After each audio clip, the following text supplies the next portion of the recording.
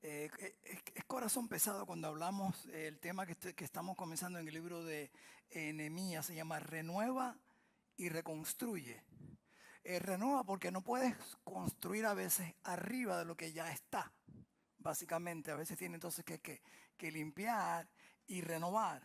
Y el título específico, ese es de la serie completa del libro de Nehemías. Hoy vamos a estar simplemente en los primeros 4 versículos. Solamente los primeros 4 versículos del 5 al 11 son uno de los pasajes más potentes que hay en la Biblia con referente a la oración de Nehemías. Y de esto voy a estar hablando la próxima semana. Hoy voy a estar hablando de Nehemías y el título es Comienza en oración, el corazón quebrantado que Dios usa para reconstruir, para reconstruir. Y esto comenzó en oración. El versículo clave es el 4, donde dice: cuando oí estas palabras, me senté y lloré e hice duelo por algunos días y ayuné y oré delante del Dios de los cielos. Por eso tenemos que entender lo que está ocurriendo obviamente en la historia y tenía tanto para compartir, pero quiero ser cuidadoso porque tomaría mucho tiempo.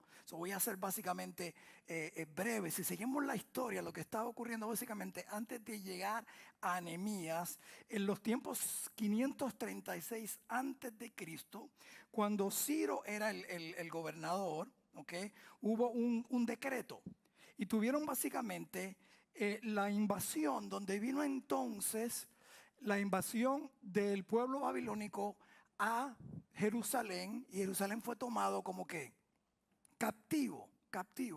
De esa parte es donde Daniel fue parte de ese grupo que fue llevado a ser cautivo, y por eso cuando Daniel capítulo 9 él está orando, se da cuenta que leyendo el libro de Jeremías dice que iban a ser cautivos por 70 años. Orar no es para pedirle a Dios lo que nosotros queramos, es para alinearnos a lo que Dios está haciendo en nuestras vidas y lo que Él quiere hacer. Por eso la oración de Daniel, cuando él vio en Jeremías, si no me equivoco, no me acuerdo el capítulo exactamente, creo que era el 33, donde dice entonces que Jeremías se pasó predicándole al pueblo y le dijo: vamos a ser cautivos, y los amenazó. Por eso a lo mejor se llamaba Jeremías el profeta llorón, y fue puesto hasta en la cárcel. Y básicamente el pueblo estaba sufriendo por 70 años en Babilonia, y Daniel fue gobernador, uno de los gobernadores, o sea, está en la política básicamente, de ese lugar. Uno de los versículos más sacados fuera de contexto es Jeremías 29:11. Nos encanta: yo sé los planes que tengo para ti, planes para bien, no para mal, y todo te va a salir ¿qué? Bien, ok. No, hay un principio bíblico en esto con Josué 1, 7 y 8 básicamente. Pero ese pasaje no es para todo cristiano. Ese era para el pueblo que estaba viviendo en Babilonia durante ese tiempo, que Él los iba a bendecir. Los mandó hasta comprar casas porque estaban en esa situación. Espiritualmente hablando, nosotros ahora mismo, este no era el América, el Jerusalén de hace 50 años atrás. Hello. Nosotros, para mí, estamos viviendo un tiempo que de Babilonia. De Babilonia. Esta nación no es una nación cristiana. Y a veces estamos tan despistados en nuestra situación que no preguntamos a Dios, o espiritualmente vemos lo que está ocurriendo en el mundo. Hace varios años, algunos 8 o 10 años atrás, yo prediqué con referente a por qué el que estaba de presidente no permitió y quería cerrar el país para 7 naciones que eran extremadamente ¿qué? Peligrosas. Pero como el Senado y el Congreso lo vio como algo racista, no como algo espiritual. Cuando habla de esta nación peligrosa, eran razones que eran completamente ¿qué? Naciones islámicas, musulmanes que radicales. Y él estaba tratando de cerrar la puerta. ¿Quién iba a pensar que unos años atrás en New York, la ciudad que ellos trataron de destruir en el 9/11, hoy tuviéramos un alcalde musulmán? ¿Quién hubiera dicho que la oración en el idioma de ellos, básicamente la oración cuando él fue instituido, porque ya no era la Biblia, era que el Corán está orando básicamente para que maten ¿a quién? A los infideles. ¿Sabe quién es un infidel? Usted tiene preocupación con ICE.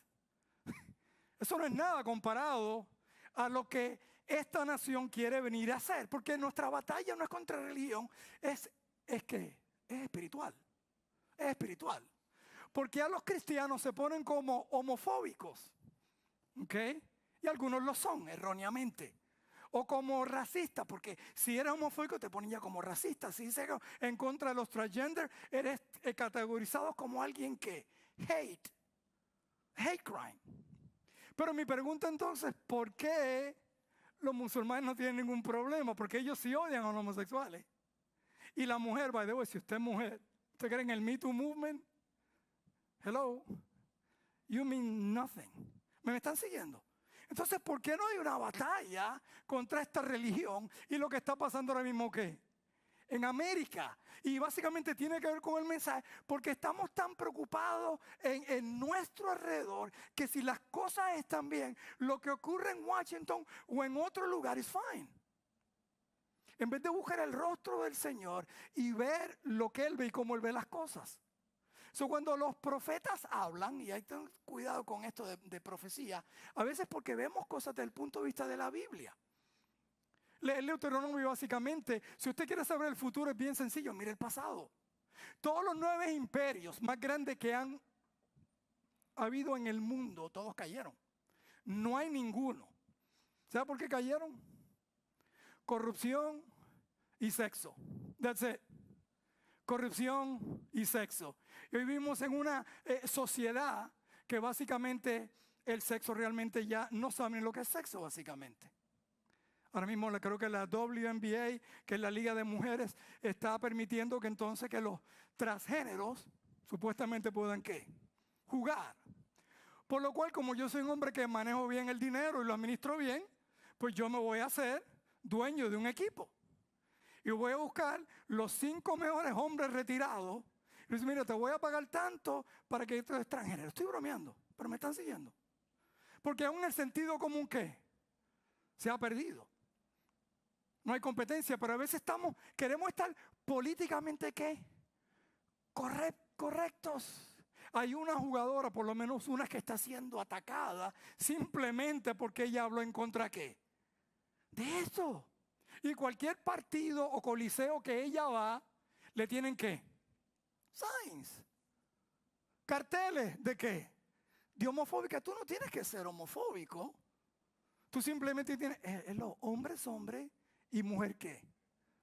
Es mujer. Es eso de simple.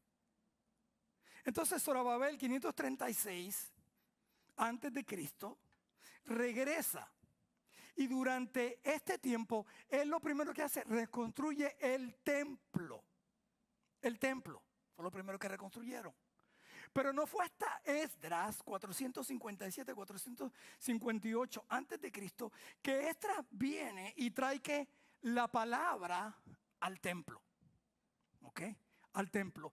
Pero aún vamos entonces más adelante, casi 70 años después, todavía los muros no habían sido ¿qué? Construidos. Y lo que tenemos que entender es que para nosotros vemos algo como algo histórico, pero realmente una ciudad estaba protegida ¿por qué? Por los muros. Por los muros. Y esto ocurre 445 antes de Cristo, es donde vamos a ver y a estudiar, donde aquí ya leímos, donde el rey Artajerjes era entonces el rey y Nehemías trabaja ¿qué? Para él. Para él. Déjeme seguir al segundo punto. Entonces, estos son los 3 regresos. Primer regreso, Zorobabel 536 antes de Cristo. Segundo regreso, Esdras. Entonces, Zorobabel trae el templo, el edificio. Esdras trae entonces ¿qué? La palabra, porque un edificio, nosotros somos el templo ¿de qué? Del Espíritu Santo. Por lo cual, un templo sin palabra ¿qué? No es nada. No es nada. Y sin embargo, Nehemías entonces hace los muros de protección 52 días le tomó. ¿Por qué? Porque primero se restaura la adoración en el templo. Segundo, se restaura la palabra para el pueblo. Y tercero, se restauran los muros para protección. Que significa que entonces la disciplina, lo que nos protege a nosotros. Y nuestros muros están caídos. Cayeron. Estaba bromeando con alguien, estoy bromeando simplemente porque mucha gente no entiende y hablando de Nehemías, vemos aquí un gobierno que básicamente nosotros no somos ni del burro ni del elefante. Y si no entiende eso, pues entonces está más perdido todavía. Esos son los dos partidos políticos, ¿verdad? Ni del burro ni del elefante. ¿Somos de qué? Del cordero.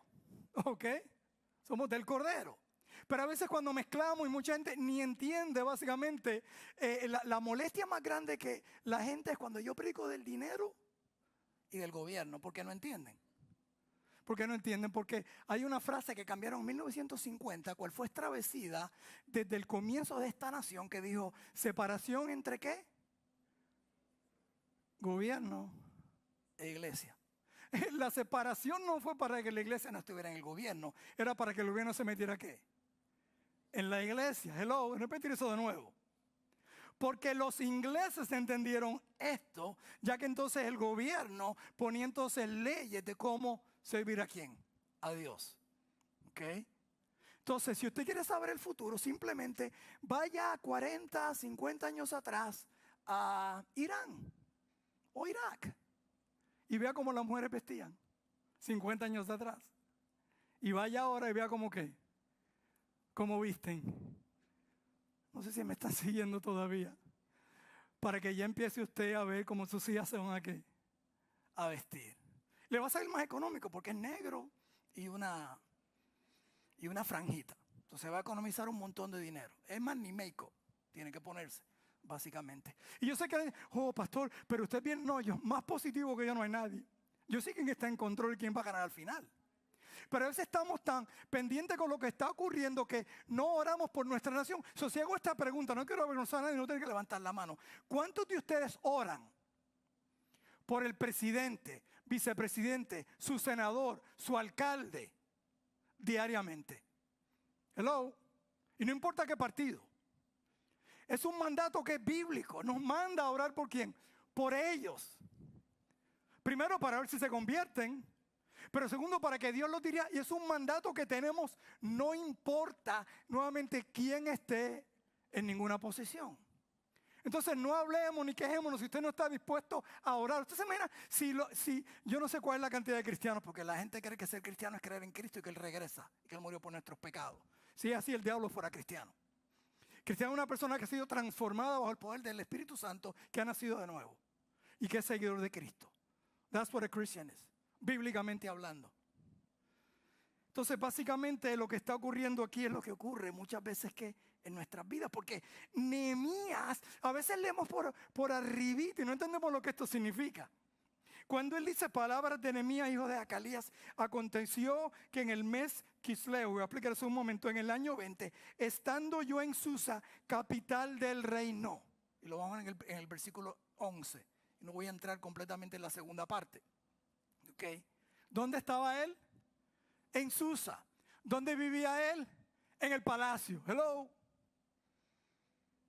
Eso es como si alguien te dice, aquí te estoy hablando de mi apartamento en la Casa Blanca. Hello. Te está enviando un mensaje. Donde él estaba ¿qué? Cómodo. Quiero primero contestar dos preguntas. Nehemías está cómodo en Susa. Era no solamente en la capital, sino en el palacio, y era el copero del rey. Voy a explicar esto un poco más la semana que viene, porque pensamos que era el bartender del rey. No, that's not what it means. Ok. No era el bartender del rey. Tú querías matar al rey. ¿Quién es la persona mejor indicada para cometer asesinato al rey? Los que le sirven. Ok. Porque la comida puede saber mal, y tú te das cuenta, esto parece que esto no sabe bien, esto es veneno. Pero el copero era una persona que no solamente de confianza, si estoy hablando de extra confianza, básicamente de tremendo carácter para tener ¿qué? Esa posición. Él no llegó ahí por suerte o porque aplicó, o porque es el mejor que mezclaba, se graduó número 1 en la escuela de bartender o algo así. ¿Ok? ¿Quién era Nehemías? Voy a repetir eso. La reconstrucción no empezó con ladrillos. Empezó con un corazón quebrantado. That's how it started. La parte física va a expresar la parte interna, lo que ocurre. ¿Quién era Nehemías? Y básicamente, what breaks his heart? ¿Qué quebra su corazón? Cuando digo un hombre común, primero hace una mención de su papá, Jacalías. Entonces yo pienso, bueno, está hablando del papá. Sin embargo, el papá solamente aparece 2 veces en la Biblia. En Nehemías 1, en este versículo, y en Nehemías 10:1. Nehemías, el gobernador, hijo de Jacalías. No aparece ninguna genealogía de él. El significado de Jacalías significaba Jacá, de esperar, de aguardar esperanza. Y la segunda parte, Jacalías, acaba con Jehová. Si lo traduce es Jehová es mi esperanza, o mi esperanza es que es Jehová. Entonces no se sabe nada. Posiblemente era un judío exiliado, porque era judío, en Persia. Y no volvió a Jerusalén con Zorobabel en el 536 antes de Cristo, sino se quedó, lo más seguro, en Babilonia, en Susa, y su familia pues prosperó allí, basado en Jeremías 29:11. Continuó viviendo allí. La Biblia no dice qué tipo de padre es, ¿ok? Pero hay algo donde si Nehemías lo menciona es porque lo tenía ¿qué? En alta ¿qué? Estima. En alta estima. Hay padres que no se mencionan en la Biblia. Por ejemplo, ¿quién crió a Daniel? Cuando llegue al cielo, yo quiero saber quién crió a Daniel. Este jovencito teenager adolescente que cuando lo llevaron básicamente prisioneros y lo sacaron human traffic, tráfico humano, by the way, a Babilonia, le cambiaron los nombres, le cambiaron su religión, le cambiaron hasta su dieta. Y él ya de antemano dijo, él propuso ¿qué? En su corazón. Está hablando de un jovencito, un adolescente. Yo no voy a decir que el rey me diga lo que yo tengo que hacer. Pero él, buen político, él no se puso a pelear, él simplemente le dijo al guardia, mira, yo no quiero ni filete ni vino. A mí eso nada más, yo lo pienso 2 veces. Por lo menos dame el filete con ensalada, un pedacito. No, y solamente tráeme ¿qué? Lechuga, tomate y agua. Él dice, yo no puedo hacer esto, yo tengo que obedecer al rey. No, vamos a hacer algo. Dame 10 días a ver qué tan saludable que yo estoy. Pero noten esto, volvemos a Nehemías. Dios no va a hacer algo grande en tu vida hasta que haga algo antes en tu interno, en tu corazón. Porque ya antes de la dieta, ya Daniel dijo, yo propuse en mi corazón, yo no me voy a contaminar. Yo no voy a que la sociedad me diga a mí, aunque me cambien el nombre, lo que sea, que me cambie a mí. Esto es un teenager, hello, diciendo lo que él iba a hacer. No solamente él, sus amigos estaban dispuestos a ser quemados, ¿qué? En el horno. Señor, vamos a servir a Dios. Si morimos, morimos. Y si no, pues estaremos ahí. Hermano, es que nosotros entendemos que cuando hay fuego en la tierra, en el cielo siempre hay frío. Y eso estaba con ellos, donde en el horno, estos son nuevamente jovencitos que ya en su corazón han dicho, no, no y no. Entonces está aquí, Jacalías dice, ya desde el nombre del Padre Dios nos estaba predicando, esperanza es que es Jehová. ¿Qué sabemos de ellos? Nada, nada. Probablemente Hananí, el que vino en el capítulo 2 a decirle que dice que era hermano de él, era de su propio padre. No era sacerdote, ni levita, ni de noble linaje, ni de noble linaje real como Zorobabel. Era un judío común. No era de la tribu de Leví y su hijo básicamente vino a ser copero del rey ni por apellido. Yo lo más seguro por carácter, por fidelidad, por capacidad. Y el nombre que le pone a Nehemías, ¿sabe lo que Nehemías significa? Jehová consuela. Aquí está el papá, Jehová es mi esperanza, Jehová consuela. No es el hijo, no es el nombre que tú le pongas a tus hijos. Es lo que tú le enseñas a tus hijos que demuestra cuál es su nombre y lo que vale. Que no era importante según el mundo, sino la Biblia nos hubiera dado una genealogía como se la dio a Esdras, descendiente de Aarón. Pero Dios escoge un don nadie para reconstruir los muros del pueblo de Dios. Del pueblo de Dios. ¿Y por qué me encanta eso? ¿Cuántas veces lo he dicho para que nos memoricemos que no hay hombres grandes de Dios? Hay hombres con un Dios ¿qué? Grandes. Y ese es el patrón. David, hijo de Isaí. ¿Qué era Isaí? Pastor de ovejas. Amós era hijo de nadie, de un boyero. Sí, tuve que buscar qué es un boyero, cuidador de bueyes. Y Nehemías, hijo de qué? Acalías, un exiliado olvidado. Dios no está interesado ni en tu apellido, ni en tu habilidad. Él está interesado ¿qué? En tu disponibilidad. Eso es lo que está interesado, en tu disponibilidad. Porque es Dios el que hace el trabajo. Por eso me encanta la historia de Gedeón, porque él quería asegurarse que la victoria se la llevara ¿a quién? Dios. Por eso cuando tenía 30,000 soldados, le dijo, no, son muchos. Y lo bajó de 10,000, no, no son muchos. Y lo bajó de 300 contra 110,000. Para que se dieran cuenta que era Jehová la victoria. Pero entonces esto entrega, pero el segundo carácter que vemos es un hombre con pasión y compasivo. Compasión y compasivo. Dice que vino Hananí, uno de mis hermanos, con algunos varones de Judá, y les pregunté por los judíos que habían escapado, que habían quedado de la cautividad y por Jerusalén. Y me dijeron, el remanente, los que quedaron de la cautividad allí en la provincia, están gran mal y afrenta. Y el muro de Jerusalén derribado y sus puertas quemadas. ¡Wow! ¡Qué pena! Hubiéramos respondido, ay bendito, los pobres, qué pena. Pero aquí vemos la pasión de él. Cómo él reacciona, porque pasión del latín viene sufrimiento, acción de padecer, emoción intensa, ya sea un amor, un entusiasmo o un deseo fuerte que no puedes ¿qué? Controlar, que te mueve por dentro. El segundo es sufrimiento intenso. Cuando busqué el significado de pasión hace más de 20 años atrás, casi 30 años atrás, estaba predicando acerca y busco los títulos a veces. ¿Qué es pasión? Y Webster me dice pasión, muerte y crucifixión de Cristo. ¡Wow! Pasión, pasión. En resumen, algo que sientes fuerte, que te domina, sea para bien o sea para mal.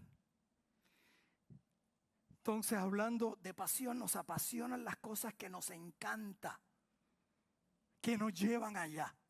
Pregúntele a un fanático del fútbol acerca de su equipo. Y en 30 segundos usted va a ver lo que los apasiona. Oh, y cuidado. Porque la pasión está ahí. Y se convierte casi en un ¿qué? En un ídolo. Y eso es lo que nos apasiona. Le preguntaron por los judíos que habían escapado. Nehemías pregunta lo que los otros a veces ignoran.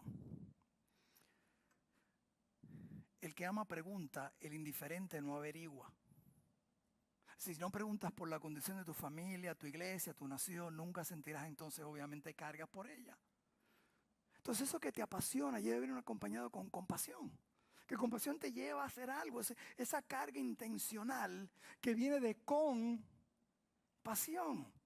Sufrir con el otro. No está hablando de una lástima. No está hablando de algo desde arriba, sino de algo de al lado, que te duele al ver esto, al punto que entonces tú tratas de ayudar. Por eso la iglesia, nosotros a veces nos vemos tan negativos, porque Dios nos salva del pecado y empezamos a criticar a quién, a los pecadores.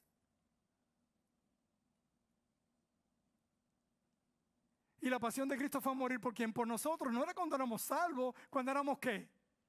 Pecadores. Entonces nuestra pasión debe ser la pasión de quién? De Cristo, de agradecimiento. Gracias porque me salvaste, Señor. Ten compasión de los que no ¿qué?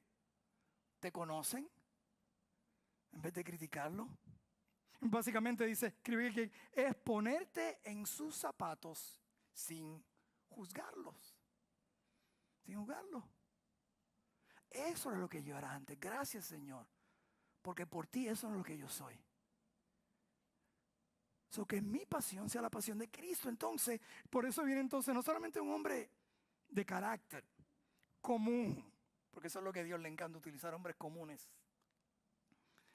Compasión, compasión y hombre de convicción. Convicción porque mira lo que él hizo. Cuando oí estas palabras, me senté y lloré.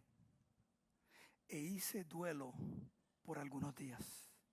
Y ayuné y oré delante del Dios de los cielos. A veces leemos la Biblia como un periódico bien rápido. Mira, eso fue.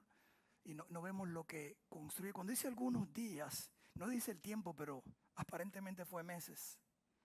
Ante una mala noticia, Nehemías hizo 4 cosas. Se sentó y lloró. ¿Cuándo fue la última vez que tú lloraste por tu nación? Por la gente perdida de tu familia, que no conocía a Cristo. Se sentó y lloró. Ese quebrantamiento no fue una lástima superficial. La palabra hebrea implica un llanto audible y profundo. Le dolió como algo propio y personal. ¿Pero por qué personal? Si eso están allá en Jerusalén, más de 1000 kilómetros. Y él está aquí, ¿está qué? Está bien. Porque alguien vino del cielo que estaba bien.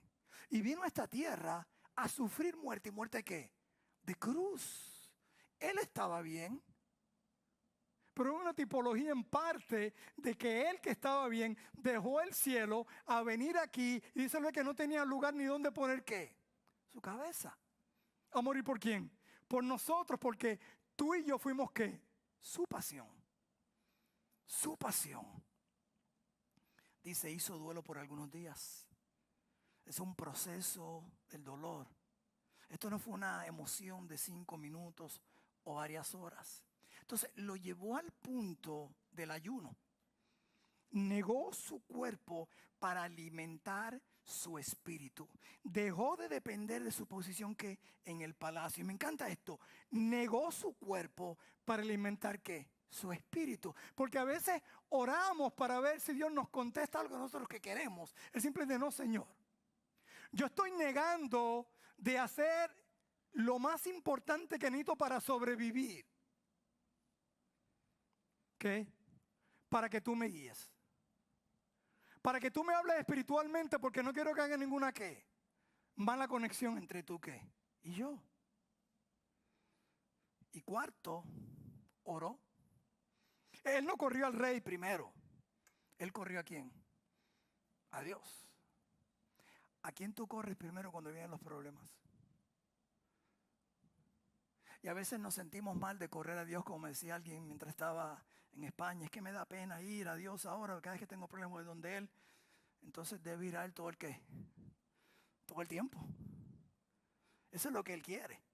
Que tú vayas a Él todo el tiempo. Es que no quiero abusar de quién. Si eso es lo que Él quiere. ¿Qué padre no quiere que su hijo esté en comunicación con Él? Que sepa por lo que está ¿qué?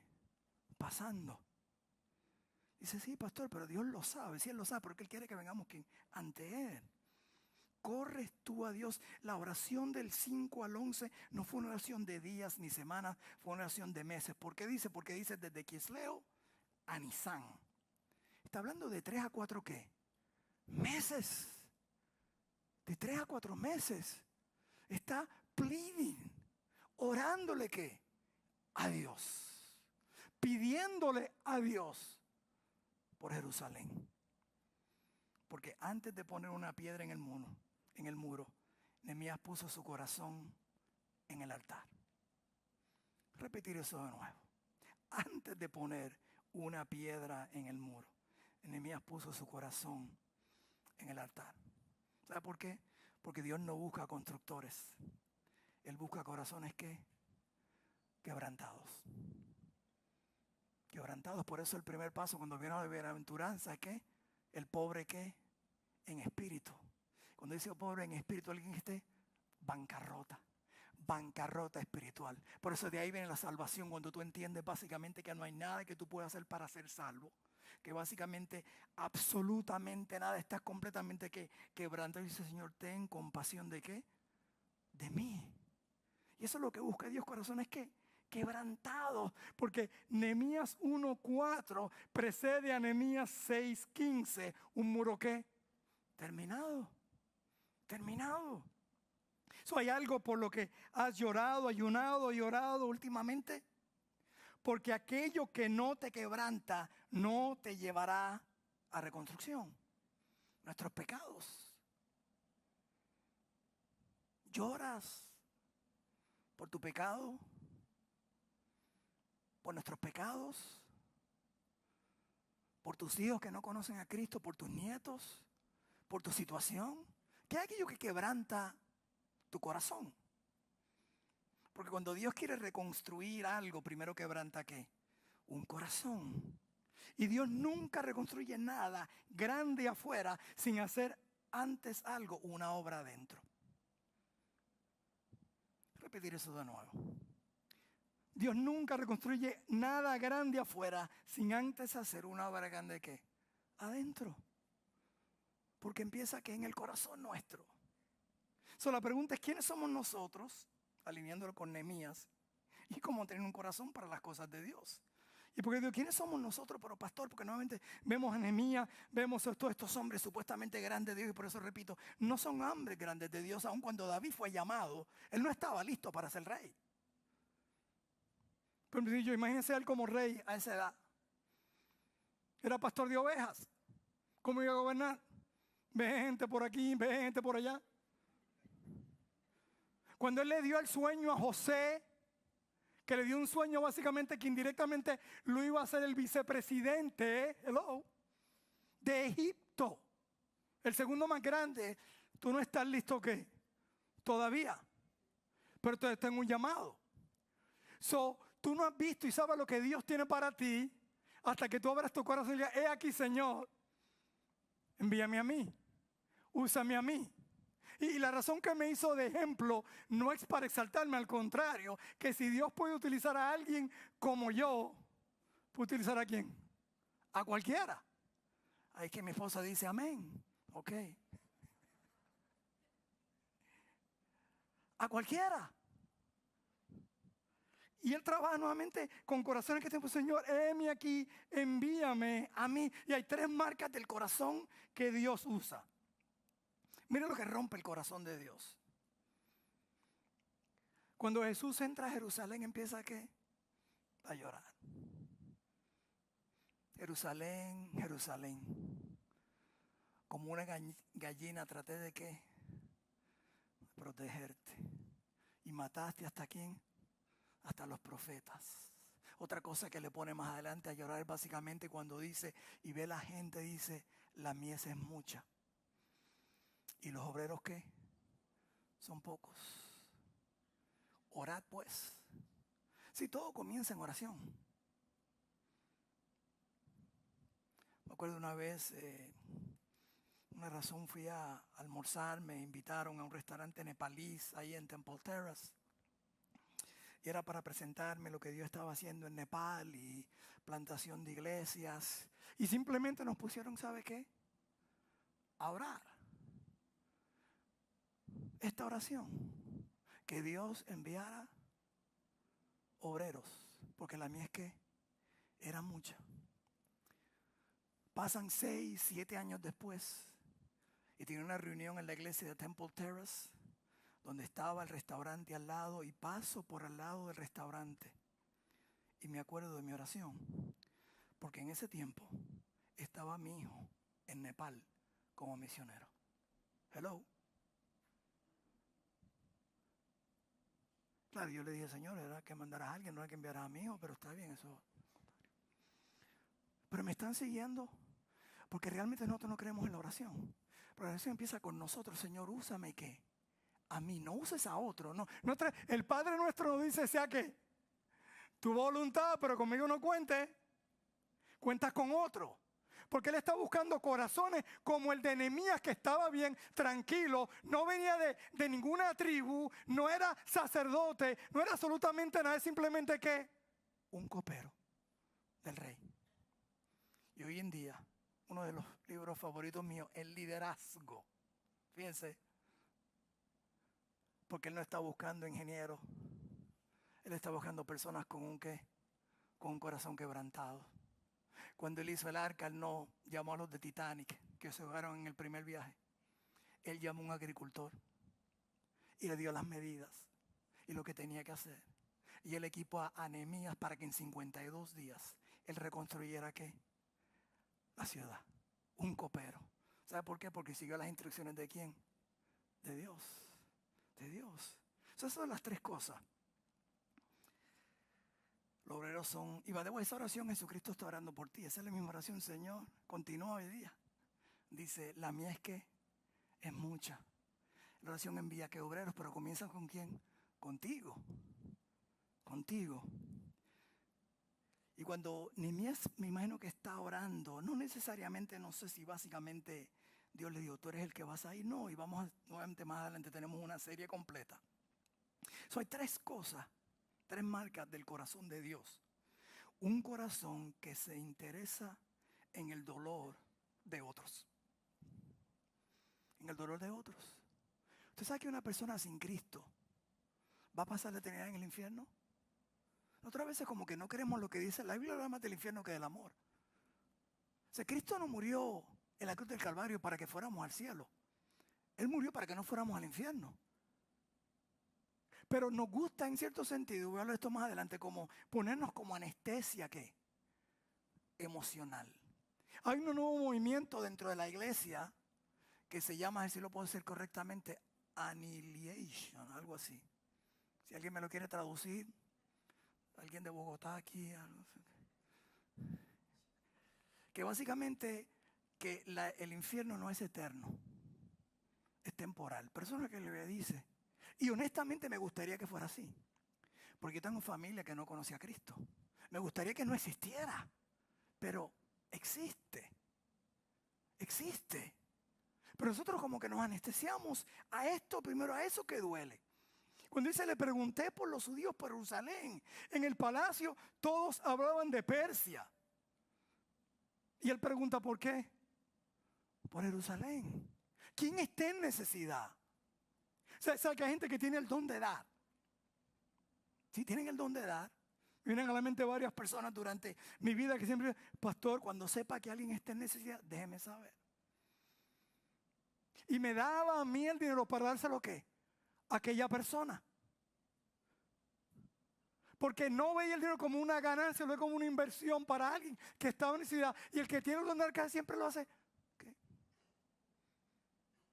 Callado. Callado. Porque en el reconocimiento, ¿sabe por qué no hay reconocimiento? Porque el dinero ¿de quién viene?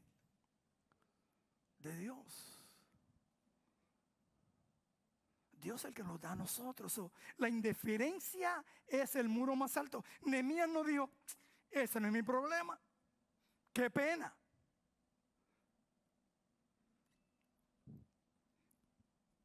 Un pastor preguntó a su iglesia, y le hago la pregunta a ustedes, ¿cuántos de ustedes saben el nombre de su vecino?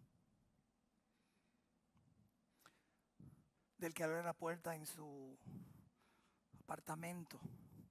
Aquellos que están en different tax bracket, que tienen alarma o seguridad, ¿verdad? ¿Conoces el nombre del que te abre la puerta? Do you care? Deberías conocerlo. Hay se llama For Every Home, es un sistema de oración donde yo pongo los 25 casas alrededor de mi vecindario, porque a pesar de que vecinos ni me hablan, estoy hablando seriamente, pero yo sé los nombres de ellos. A lo mejor no te los puse en la memoria ahora mismo, pero está en esa lista que diariamente me llegan 5 nombres para orar específicamente por quién. Por ellos. Porque la razón que Dios, por eso acabamos la serie, que Él te dejó en ese lugar, es porque tú eres el sacerdote de ese lugar. Y tú ves, es que yo no soy de seminario ni de... ¿Y quién era Nehemías? Un copero.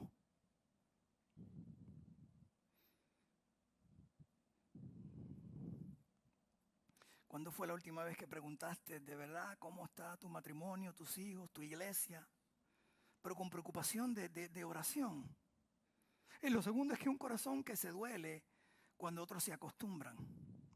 ¿Sabes qué? Ya, y si soy honesto, estamos tan enfocados en nosotros que de momento, a menos que tú eres venezolano o tienes familia por allá, ya eso es all news. Se nos olvidó Ucrania. Se nos olvidó Venezuela en parte. Pero sigues orando por ello, estás tratando de ver cómo puedes ayudar, cómo puedes sacar mensualmente algo para enviar. Un pastor me dijo, vamos a ir, un pastor amigo venezolano, vamos a ir. Yo le dije, bueno, yo no tendré problema con él, pero es que yo no puedo hacer nada. En ese sentido, voy a ser honesto, ¿usted cree en estas manos ni lavan ni plato? No por vagancia, simplemente porque tengo la máquina. El punto es si tú estás dispuesto a ir, si tú lloras cuando ellos lloran, porque lo que está ocurriendo alrededor nuestro es un terremoto espiritual. O sea, si se hunde un edificio y mueren todos ellos, mueren físicamente, pero en día ya están muertos espiritualmente. Están en un terremoto espiritual. La reacción de él fue externa, se sentó, dejó de trabajar, el dolor lo paró. Y yo creo que en el capítulo, cuando entremos en el capítulo 2, es cuando el rey le pregunta, ¿qué te pasa? Vio algo en él.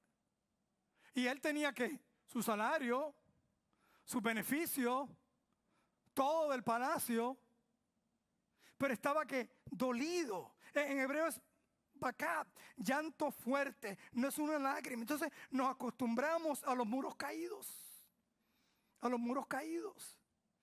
Una vez fuimos a una iglesia hace años, un viaje misionero aquí en Estados Unidos, en un lugar bien pobre, y aún antes de entrar, yo veo que aún el nombre de la iglesia le falta ¿qué? Una letra. Y yo digo, si esta es la entrada y le falta una letra, no quisiera venir los baños. ¿Me están siguiendo? Entonces cuando tú entras, tú ves el lugar y después dicen, y fuimos a predicar y decían, es que me invitamos a los vecinos y estamos tratando, pero, y yo digo, wow, ¿es que se acostumbran qué? Algo que no es limpio. Y no estamos hablando simplemente de hacer algo fancy, sino simplemente algo aceptable, pero uno se acostumbra. Se acostumbra. Me hizo un hogar, menos mal que mi esposa era perfeccionista, pero si yo llegaba a mi casa con 5 hijos, 4 varones y la única hembra regaba más que ellos, imagínense. Tú podrías entrar, por eso me quedé tan flaco. Brincando entre todos, ¿qué? Los juguetes. Y te acostumbras porque no ves qué. El reguero. ¿Tú no viste el reguero? ¿Qué reguero? Porque nos acostumbramos a ver el pecado de nuestra nación como uno separado de Dios cada vez más y más y más. Y cuando hablo de santidad, santidad no es tanto que estar lejos del mundo, sino que estar lejos de Dios. Porque bajamos en santidad lo siguiente. Bueno, ya yo no peco antes. Fíjense que pecamos por comer saludable, una fruta. Ese fue el primer pecado. Eso nos separamos de Dios. Entonces acá está el mundo. Y el mundo, ¿y a quién te iba a decir? Que no, los políticos no pueden definir que es una mujer, que es un hombre. Entonces el mundo se sigue ¿qué? ¿Alejando de quién? De Dios. Entonces yo baso mi santidad en qué tan lejos estoy de qué? Del mundo.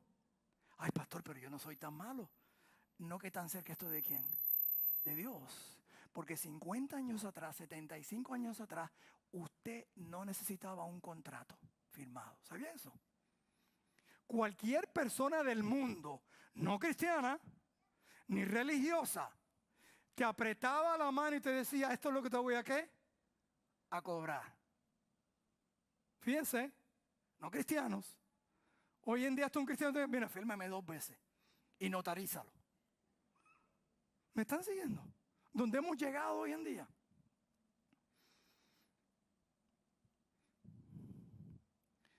Nos acostumbramos a este estilo de vida. Y esto a veces significa que para vivir, es decir, Él no nos llamó a vivir y a sobrevivir, nos llamó a vivir ¿qué? En victoria. Y victoria es estar en el centro de su voluntad. Entonces tenemos que estar dispuestos a salir de nuestra zona de ¿qué? De comodidad. Eso fue lo que Nehemías hizo. Eso fue donde yo lo llevo. Haz lo que tengas que hacer porque él estaba cómodo. Él no sabía lo que iba a ocurrir, ni el tiempo. Y eso van a ver que los problemas más grandes no son externos, son internos. Hello. O la iglesia, yo no peleo con los de afuera. Ni me interesan. Los problemas más grandes que tenemos que son, ¿qué? Internos. No me saludó, no dijo esto, no hizo lo otro. Lo vamos a ver en Nehemías. Dios no puso un corazón que acostumbrado a la ruina, necesita un corazón que llore por ella, un corazón que ora y que busca a Dios. A heart that seeks God. Ayuné y oré delante de Dios. ¿Sabes lo que la mayoría de nosotros a veces hacemos? Uno, criticar. ¿Y por qué ese fue el trabajo de Esdras? Esdras es el profeta. ¿Qué pasó con Esdras? Oh, eso fue consecuencia por los pecados. ¿Ve? Por eso está en Jeremías. Así con los del mundo. Bueno, el segundo es publicarlo. Hay que orar por Jerusalén. Lo voy a poner en Facebook, en Twitter, en las redes, en Instagram. O quejarse. Qué terrible, qué pena. Ay, bendito, que Dios tenga que misericordia. Cuando hablo aquí desde el mes de Kislev, que es noviembre a diciembre, hasta el mes de Nisan, marzo, abril. Esos 2 o 3 meses no fue una oración rápida. Ayunó y dijo, mi comodidad no es más importante que mi carga. Y en este caso, que tu carga. Entendió que si el problema es grande, no necesitamos una estrategia, necesitamos a Dios. Voy a repetir eso de nuevo para aquellos que están todavía. Entendió que el problema es tan grande que no necesitaba una estrategia, necesitaba que a Dios. Entendió, y lo repito 2 veces. Un misionero de Dios no me llamó a ser exitoso, Él me llamó a estar quebrantado por lo que le quebranta a Él. Nehemías capítulo 1 comienza en lágrimas. Nehemías capítulo 6 concluye con el muro terminado. No hay capítulo 6, sino hay capítulo 1. Hoy vivimos en una sociedad que queremos las cosas que rápido. Convierte a mi hijo, cambia a mi hijo, cambia a mi cónyuge, pero no estamos dispuestos a orar, a ayunar, a llorar por ellos. Hay algo que Dios te está mostrando hoy en día en tu familia, en tu santidad, en tu ciudad, en nuestra nación. Yo no te pido que para la construcción de Dios, te pido que sientes y llores y te ayunas, porque la oración nuestra, el Señor, rompe mi corazón por lo que rompe el tuyo. Por lo que rompe el tuyo.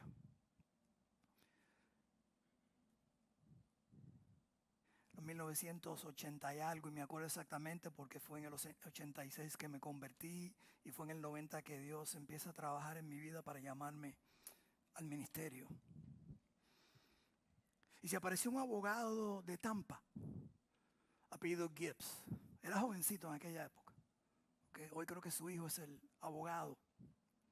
Y predicó algo acerca de misiones y de su trabajo, porque él dice, en el futuro, él se va a encargar de simplemente defender a iglesias y a cristianos.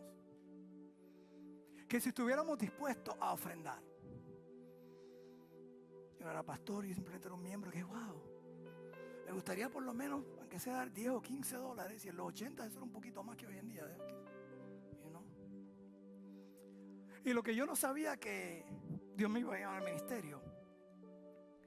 Y años después todavía recibo las cartas. Mi esposa es testigo de lo que Dios está haciendo en su vida y los casos que han tenido contra iglesias, contra escuelas, gobiernos, porque ellos no entienden que la separación no es que la iglesia no puede estar en el gobierno, sino al contrario, es para que el gobierno se monte en la iglesia. Cuando usted vota, usted está haciendo una acción espiritual. ¿Sabía eso? Cuando usted juega baloncesto, está haciendo una acción ¿qué? Espiritual. Porque tú no dejas de ser cristiano cuando entras a una cancha. La idea es que tú representes a Cristo en todo lo que tú haces. Y la razón por que lo menciono es porque esta semana estaba escuchando lo que ocurrió en su vida. Wow, este Gibbs. Y cuando digo esto, porque a veces decimos miles de dólares, y digo esto no para exaltarme, gracias Señor por ser parte de lo que tú has hecho en mi vida. Lo que yo tampoco sabía es que un día me iba a ir para Tampa y le iba a ser el abogado más famoso en la época que llegué a Tampa, que era con referente al caso de Shaibo. ¿Cuántos se acuerdan de eso? Él fue el abogado. No, ¿por qué estoy contando esto? Porque él cuenta una vez que estaba, no me acuerdo cuál era la ciudad o el estado, no sé si era Alaska o un lugar. Y él tiene un vuelo a tomar y se encuentra un pastor que lo conocía. Él le dice, mira, ahórrate el vuelo y vente conmigo, yo tengo un avión ¿Ok? Y él en su sentimiento, no, está bien, yo no voy con la línea de esos avioncitos a veces son, ¿verdad? No se lo dijo, ¿verdad? Y cuando el pastor insistió tanto que él y su compañero se montaron en el avión. Y mientras están volando, algo pasó que las nubes como que están bien bajas. Y él le dice al abogado que está sentado al lado de él, hay un problema. Yo me desmayo entre las nubes. No hace sentido, ¿verdad? Y lo que sucede es que él vuela, ¿qué? Bajo. Pero entonces todavía algo que las nubes han bajado. Y en menos de 10 segundos se va. Aquí está el abogado amigo y le dice, ¿tú crees que tenemos problemas? I think so. Y empiezan a tomar el control y empiezan a pedir ayuda. A la cual le responden, tú no sabes el protocolo de que tú tienes que decir Mayday. Yo no sé lo que se dice, yo no creo que es Mayday, ¿verdad? Pero es el protocolo. Y eso es lo que sucede. A veces pensamos que Dios espera que nuestra oración sea con ciertas palabras, que haga un protocolo y simplemente es decirle, Señor, yo no puedo. Estás quebrantado. Y en ese momento sale una voz que lo trata de reasegurar. Imagínate, usted quiere estar seguro ahí. Y le dice algo bien importante. Tú tienes dos opciones. Pero tu primera opción es escucharme a mí. Y solo a mí. No mires para el lado, no mires para el frente. Solamente escucha mi voz. Y yo te puedo garantizar que si tú escuchas mi voz, yo te puedo dirigir a la pista de aterrizaje. ¿Perdón qué? Donde él podía llegar. Y le dice lo primero que le dice: en 10 minutos vas a ver una montaña en la cual te vas a estrellar contra esa montaña, a menos que escuches mi voz. No te enfoques en la montaña, solamente en lo que dices que tienes que hacer. Y más adelante dice, vas a pasar porque hay un tiempo malo y por eso las nubes están así. Van a haber truenos, va a venir lluvia. No te dejes llevar por los truenos ni por las lluvias, solamente escucha mi voz. Y al final, cuando él está casi llegando al aeropuerto, no sé si pudimos bajar el picture. Sí, ahí está. Él le dice, las luces están prendidas, los carros de emergencia están. Solamente enfócate en las luces que parecen una cruz. Una línea directa. Y en muchas de las áreas donde están las de los lados. Enfócate en las luces y enfócate en lo que parece que una cruz. Él aterrizó. Después de 7 cantazos que cogió, aterrizó.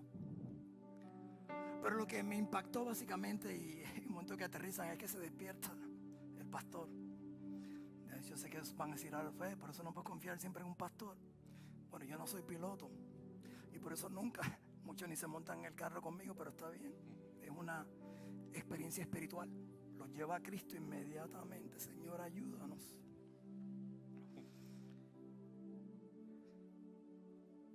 Llega, dice que a las 3 de la mañana a su habitación, después de todo lo que había ocurrido. Y saben que manejar un avión no es tan... Quiero ser cuidadoso con esto, porque a los 18 años yo, un amigo mío manejó un avión de Orlando a Tampa. Él lo manejó yo. Y él me puso a manejarlo, y lo difícil que es en el centro, tratar de controlarlo con los pies. Mientras más chiquito es más difícil. Pero se puede. No lo recomiendo. Pero cuando él llega a las 3 de la mañana, una hora más tarde, él se iba a acostar. Y alguien toca en la puerta. Y él sorprendido hasta ahora quién es, y le pregunta, ¿quién es? Y le dice, soy yo. A la cual le reconoció esa voz y abrió la puerta y lo abrazó. ¿Sabes lo que eso me trae a mí? Dice, yo estoy a la puerta, ¿qué? Y llamo. Y la pregunta es, ¿reconoces tú la voz de Dios? Porque es la única voz que tú tienes que reconocer. Nehemías no fue donde nadie. Nehemías no fue donde los políticos, ni fue donde los líderes, ni habló con el rey. Él fue directamente donde Dios. En ayuno y oración, háblame, dirige mi vida. ¿Qué tú quieres que yo haga? Porque mi corazón está quebrantado por tu pueblo, por mi pueblo. Y esa es la voz más importante que tienes que escuchar. Porque van a venir truenos, van a venir tormentas, va a haber montañas. Lo que tienes que hacer es escuchar la voz, porque un día veremos esa cruz. Dice que miles y miles van a estar adorando en Apocalipsis. Diferentes lenguas, diferentes naciones, alabando a aquel.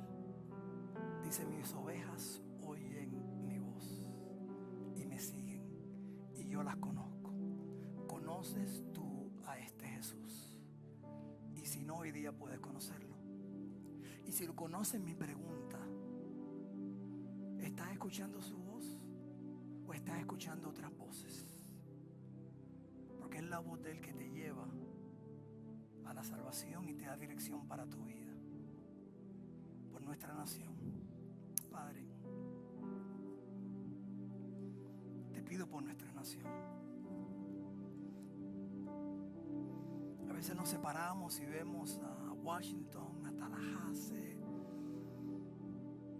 a otros lugares así como aquellos que han venido de herederos de Cuba, de Venezuela, que veían al gobierno por allá y nosotros por acá y no oraron porque las cosas estaban bien. El turismo, la caña, todo estaba bien. Pero no se dan cuenta que había un ataque a la nación para aún traer partidos que no te adoran, que están en contra de tus principios. De igual manera, Venezuela, todo el mundo, casi todo el mundo vivía bien. Como estábamos tan bien, no oramos, no nos humillamos.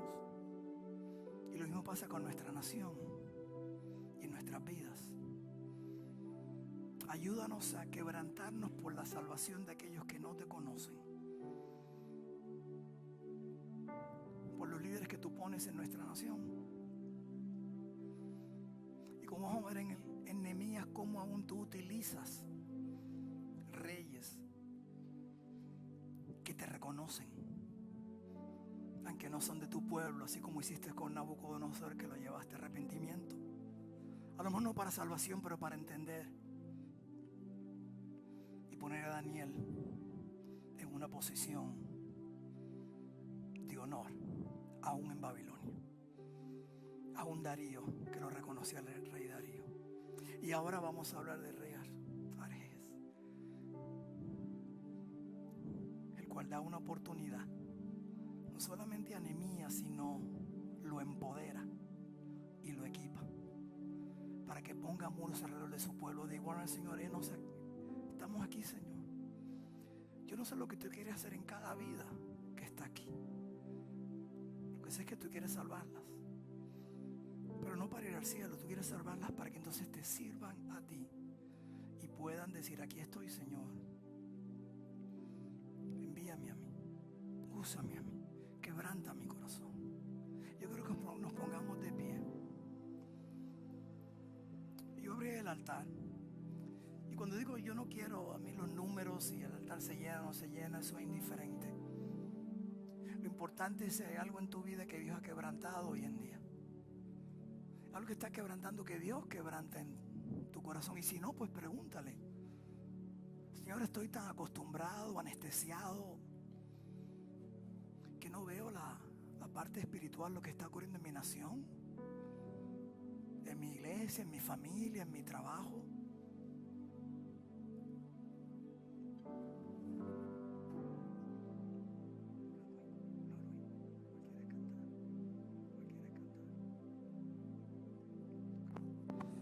Y el altar lo abrimos en este momento. Y tenemos tenemos que comenzar en oración, y esta misma madrugada estaba orando, Señor, ¿qué en mi vida hay? Porque ayuno no simplemente es alimento, hay cosas que tenemos que dejar que hacer, que a veces son hasta más difíciles que comer. ¿Qué es aquello que Dios te ha hablado hoy día a ti, no yo? Su Espíritu Santo y su palabra, que tú estás dispuesto a decir aquí, Señor, estoy dispuesto a dejar de comer, a dejar de hacer esto, a dejar de hacer lo otro, a sacar más tiempo para estar contigo. Y que quieres traerlo hoy día al altar mientras cantamos esta alabanza.